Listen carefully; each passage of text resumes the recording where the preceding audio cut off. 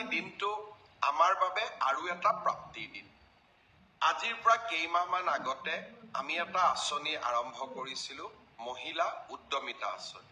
অৰ্থাৎ অসমৰ আত্মসহায়ক গোটৰ সদস্যসকলক ব্যক্তিগতভাৱে উপাৰ্জনমুখী কামত জড়িত কৰিবলৈ 10,000 টকাকৈ আমি সহায় কৰোঁ।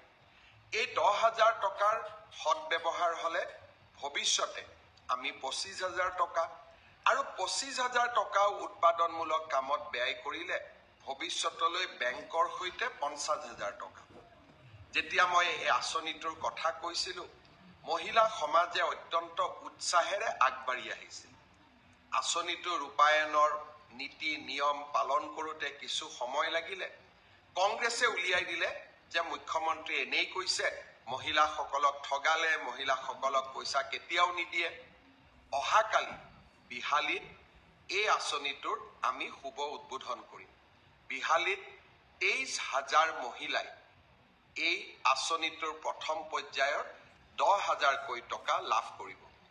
এই আঁচনিটোৰ জৰিয়তে অসমৰ আমি 27 লাখ মহিলাক 10,000 টকাকৈ প্ৰদান কৰিম, 2,700 কোটি টকা।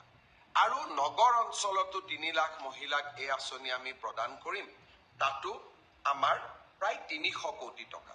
অৰ্থাৎ আমাৰ আই মাতৃসকলক উৎপাদনমুখী আৰু মহিলা সবলীকৰণৰ দিনত কালি আকৌ এটা বিশাল পদক্ষেপ। অৰুণোদয়ৰ পিছত মহিলা সবলীকৰণৰ ক্ষেত্ৰত অসমে অহাকালি আৰু এটা শক্তিশালী খোজ পেলাব। বিহালীৰ কালি সভাখনৰ বাবে নিশাটো অপেক্ষা কৰিম। মই সকলো আই মাতৃসকলক শুভকামনা জনাইছোঁ। আজি